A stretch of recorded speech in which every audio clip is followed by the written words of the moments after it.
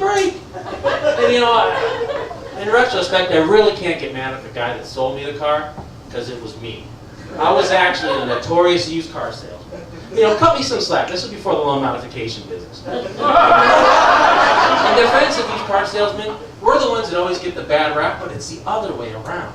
It's the public, it's Joe Consumer. They're the crazy ones. And I'll never forget, one day I'm sitting here at the dealership, you know, minding my own business, harmlessly surfing the internet, checking out job fairs. All the other guys in the back smoking cigarettes and eating bean burritos. And this guy comes pulling up on the lot. So I zip out there because I don't want the smoking burrito boys to steal my customer. And I'm like, hi, how you doing? Welcome to the dealership. I'm TJ. How can I help you? And he's like standing there all stoic. He's like, my name's Richard Faze, but you can call me Dick. Now, I heard what he said, and I'm processing this mentally. I'm like, dude, even if your middle name was Agnes, wouldn't you go by that?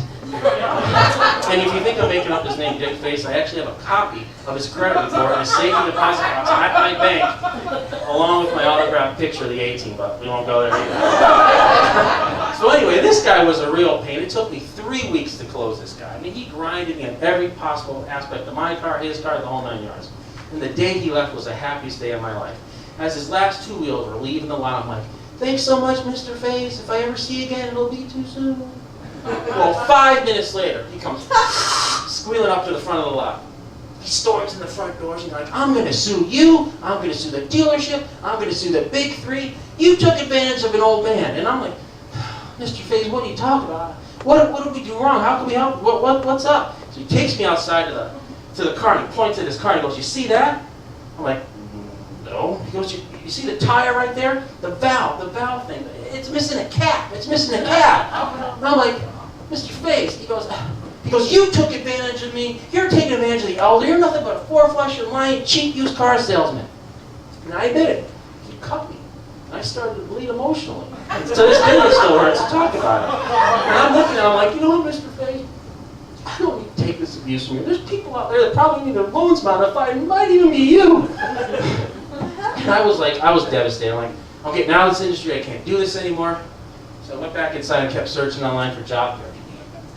2 weeks later, though, I'm out in the lot, I'm armor all the tires on a nice Corvette, and I see this shadow come from behind me. It falls on the car. And I turn around, and there's this figure, and the sun was right behind his head, and it just looked like an angel. And he steps out away from the light, and it was the Neil Diamond. And of course, I'm like, oh my gosh, this is Neil Diamond. No one's here, but he and I, no one's going to believe this. And he goes up to me, and he's like, hello, used car guy, hello. I need some new wheels, hello. And I'm like, this is great, come inside, please. Sit at my desk, how can I help you, please? What do you need? And he was like, car's on the fritz, ain't no surprise. Bought me a Jag, it was a pile of junk to drive. What can I buy with 0 down?